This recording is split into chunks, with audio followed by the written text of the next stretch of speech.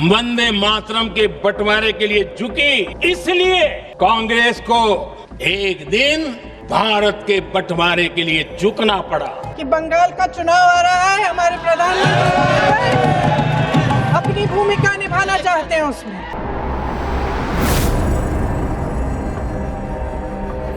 Hello, नमस्कार, सत श्री अकाल, अस्सलाम वालेकुम। कैसे हैं जनाब? तो साहब, वंदे मातरम पर डिबेट हो रहा है। क्यों हो रहा है, इस पर चर्चा करेंगे। जो आजादी के मतवालों का गीत बना था, ये साथियों सिर्फ 2 पैरा नहीं थे, ये पैरा और भी थे। शुरू के इन 2 पैरा में इस मातृभूमि का धन्यवाद किया जा रहा है, इसको सराहा जा रहा है। उसके बाद जो पैरा थे उसमें देवी देवताओं के भी नाम आते हैं। तो साहब, कांग्रेस पार्टी से जब शिकायत करी गई तो फिर उन पैरा को हटा दिया गया, इसलिए कि अब सब मिलकर इसको गाएंगे। लेकिन उसके बाद भी नहीं गाया गया। तो इसी बात को मोदी जी अपने आर्गुमेंट में लेके आए और उधर से जवाब दिया प्रियंका गांधी ने। तो सीधे चलते हैं किसने क्या बोला, और उसमें मेरा छोटा सा विश्लेषण। वंदे मातरम के बंटवारे के लिए झुकी, इसलिए कांग्रेस को एक दिन भारत के बंटवारे के लिए झुकना पड़ा। यस, ये इनका मतलब है मोदी जी का। जो अभी मेरी आपसे बात हो रही थी कि जब शिकायत हुई और आपने वंदे मातरम काट दिया, तो जो आपने वहां काटा उसका फल यह हुआ कि आगे जाकर देश कट गया। जो वंदे मातरम कटा था वो आजादी से पहले काट दिया गया था। आगे चलिए। दुर्भाग्य से कांग्रेस की नीतियां वैसी की वैसी थी है, और इतना ही नहीं, आईएनसी चलते चलते एमएमसी हो गया है।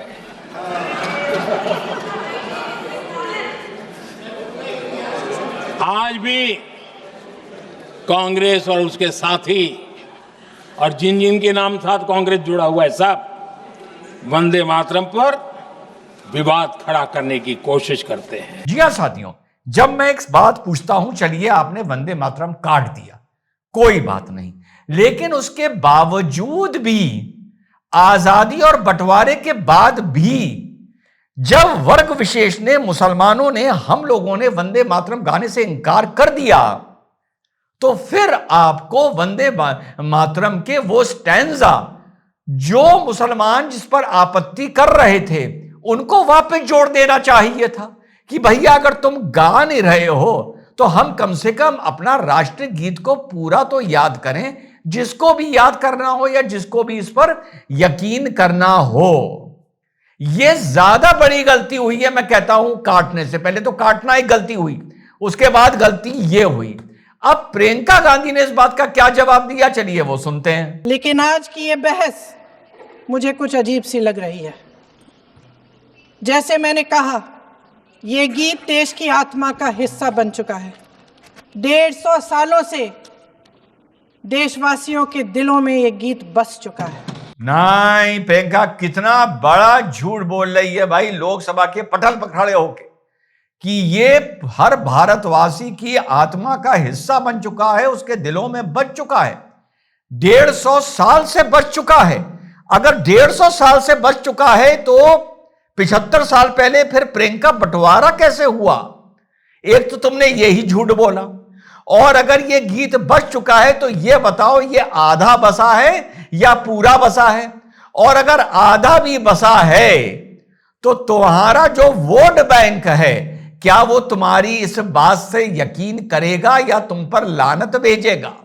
अगर तुमने दम है तो ऑल इंडिया कांग्रेस कमेटी का जो दफ्तर है वहां पर रोज वंदे मातरम कराना शुरू कर दो।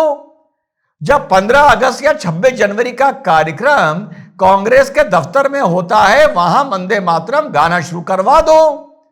अपनी रैलीज में इसको गाना शुरू करवा दो। ये मुद्दा ही नहीं रहेगा, इस पर बहस ही नहीं होगी, और भाजपा जो मुद्दा लेके आई है वो धाराशायी हो जाएगा, चित हो जाएगा। आगे चलिए। 75 सालों से हमारा देश आजाद है, तो फिर आज इस बहस की क्या आवश्यकता है? बहस की यही आवश्यकता है कि तुम खुला झूठ बोल रही हो जो मैंने बताया। पहले 150 साल वाला झूठ बोला, अगर ये दिलों में बसा था तो बंटवारा कैसे होता। और अब जब मैंने बोला ये इस मारे है क्योंकि तुम्हारे कांग्रेस वर्किंग कमेटी के कार्यालय से या हेड ऑफिस में ये गाना नहीं, ये गीत नहीं गाया जा सकता, बात खत्म हो गई। तुम्हारी रैली में, तुम्हारे सेमिनार में, तुम्हारी जो वर्किंग कमेटी की बैठक होती है कांग्रेस की, उसमें ये गीत नहीं गाया जा सकता। इस मारे विवाद का मुद्दा बना हुआ है। आगे चलिए। हमारा यहाँ मकसद क्या है? जनता से हमें दिया गया दायित्व, जनता का विश्वास, उनके प्रति हमारी जिम्मेदारी जो अभी अभी बिहार के चुनाव में पता चली है। आगे चलिए। हम किस तरह से इसका इस्तेमाल कर रहे हैं, हमें ये सोचना चाहिए, क्योंकि अब इस मोड़ पर हम इस सदन में अपने राष्ट्रगीत पर भी बहस करेंगे। आपने बहस मांगी है, आपने बहस मांगी है।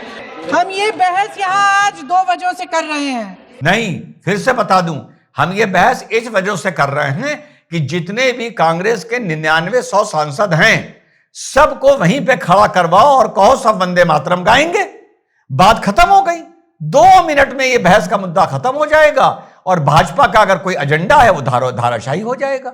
आगे चलिए। पहला कि बंगाल का चुनाव आ रहा है, हमारे प्रधानमंत्री अपनी भूमिका निभाना चाहते हैं उसमें। बस बंगाल के चुनाव में जो कांग्रेस पार्टी की रैली हो वहां पर ठोक के कार्यक्रम से पहले या कार्यक्रम के बाद वंदे मातरम गाइए। आगे चलिए। और दूसरी वजह यह है, ये मकसद है, पुरानी मकसद इनकी अध्यक्ष महोदय, कि जिन्होंने स्वतंत्रता की लड़ाई लड़ी, जिन्होंने देश के लिए बड़ी बड़ी कुर्बानियां दी, उन पर सरकार नए आरोप लादने का मौका चाहती है। देश का ध्यान फिर से जनता के ज्वलंत मुद्दों से भटकाना चाहती है। जी हां, जैसा ध्यान आप बिहार के चुनाव में आपके भैया जनता का अपनी तरफ आकर्षित कर रहे थे और क्या हुआ ये दुनिया को पता है। आगे चलिए। यही एक मकसद है आपका। आपका मकसद है कि हम फिर से उसी अतीत में मंडराते रहें, उसी की तरफ हम देखते रहें, जो हो चुका है, जो बीत चुका है। जो हो चुका है, जो बीत चुका है, उसको ठीक करिए। ठीक ये सिर्फ 2 तरीके से हो सकता है।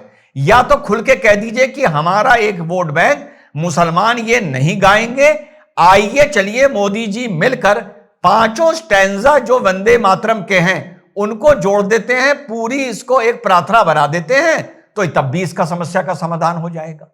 या आप ये कह दीजिए कि हमारे साथ जो मुसलमान हैं वो भी गाएंगे, तब भी समस्या का समाधान हो जाएगा।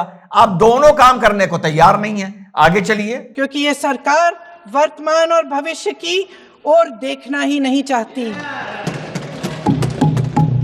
वे इस काबिल ही नहीं रही। सच्चाई यह है अध्यक्ष महोदय कि आज मोदी जी वह प्रधानमंत्री नहीं रहे जो एक समय में थे। ये क्या बोल गई भाई? आज मोदी जी वो प्रधानमंत्री नहीं रहे जो एक समय में थे? कौन से समय ऐसा था जब तुमने प्रधानमंत्री नरेंद्र मोदी को गालियां नहीं दी? भाई 2019 में तुमने चौकीदार चोर के नारे लगवाए, तुमने बच्चों से चौकीदार चोर के नारे लगवाए, भाई बहना ने नारे लगवाए, तो 19 निकल गया। 24 में तुमने अरग राग अलापा। 2014 में तुमने कहा कि कातिल और खून का सौदागर, लाशों का सौदागर देश का प्रधानमंत्री नहीं हो सकता, चाय बेचने वाला देश का प्रधानमंत्री नहीं हो सकता। यह तक तुम्हारे नेताओं ने बोला कि नीच आदमी है नरेंद्र मोदी, ये देश का प्रधानमंत्री नहीं हो सकता।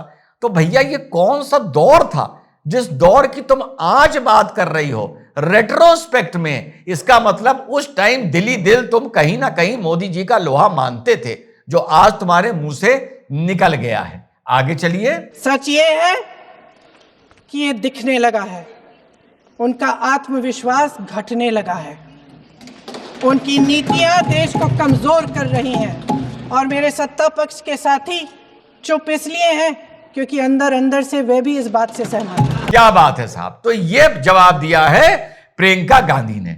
अब मैं मुद्दे की बात करता हूं, मौके पर आता हूं कि देखो भैया बड़ा एक आसान सा तरीका बता दूं। 2 तो तरीके बता दिए। या तो सब गालें, 140 करोड़ लोग गालें, वो हो नहीं सकता। वो नहीं हो सकता तो वंदे प्रधानमंत्री नरेंद्र मोदी जी को यह करना चाहिए जो करना चाहिए, और वो क्यों नहीं कर रहे हैं मुझे समझ में नहीं आ रहा। कि 2 जो स्टैंजा हैं जो अब गाए जाते हैं, जो मैंने शुरू में बोले, जो हमारे मिशन भारत में रोज गाए जाते हैं, तो भैया उनके नीचे बाकी 3-4 स्टैंजा भी जुड़वा दो, तो अपना तुम्हारा एक मकसद पूरा हो जाएगा कि तुम इंश्योर कर लोगे कि अब इसे कोई नहीं गाएगा। ये भारतवासियों की ठोक के बोलो, ये सनातनियों की एक कविता है, सनातनियों का एक गीत है, हम सनातनी गाएंगे, इसके अलावा इसे कोई नहीं गाएगा। वैसे भी कोई नहीं गा रहा है, तो कम से कम कविता को या गीत को काट क्यों रखा है मेरे भाई? मेरा यह सवाल है आज से सरकार से, और आज तक कैसे कटा हुआ है। जय हिंद, वंदे मातरम, खुदा हाफिज।